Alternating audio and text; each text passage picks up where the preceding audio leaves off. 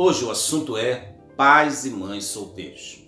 Ontem falamos de casais que gostariam de ter filhos, mas que por uma razão ou outra não podem ter filhos. Hoje vamos falar sobre pais e mães que têm filhos, mas não vivem com o pai dessas crianças, o pai desses filhos. A Bíblia, ela apresenta diversos relatos com essa característica. Nós temos, por exemplo, Agar, que teve que se retirar da casa de Abraão e foi cuidar do seu filho sozinho.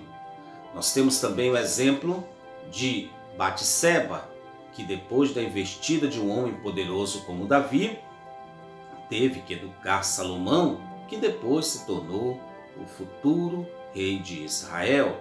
Também temos o exemplo de Elias, que ao chegar numa localidade chamada de Sarepta, ali encontrou uma viúva, e essa viúva também cuidava do seu filho. Temos o exemplo de Maria, que depois da morte do seu marido José, teve também que criar os seus filhos sozinha. Enfim, queridos, são vários relatos desse fenômeno que cada dia mais se multiplica. E o que devemos fazer como igreja, como povo de Deus para isso? Tiago, ele fala exatamente essa característica da religião que Deus gostaria que tivéssemos. Ele fala exatamente o seguinte: a religião pura e sem mácula para com o nosso Deus e Pai é esta: visitar os órfãos e as viúvas nas suas tribulações. Nós poderemos até parafrasear esse verso e falar exatamente o seguinte: visitar os pais e mães solteiras em suas tribulações.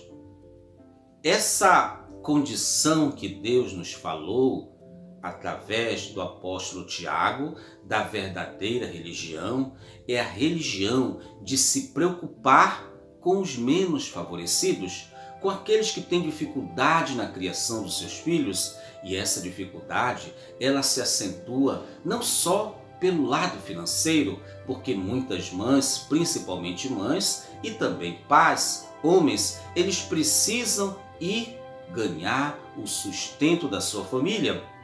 E essas crianças, algumas vezes, elas ficam à deriva, sem uma educação ideal, sem um claro objetivo espiritual para as suas vidas, e isso faz com que esses pais passem por muitas dificuldades, por ter que ganhar o pão de cada dia, mas muitas vezes não poder suprir a necessidade espiritual dessas crianças.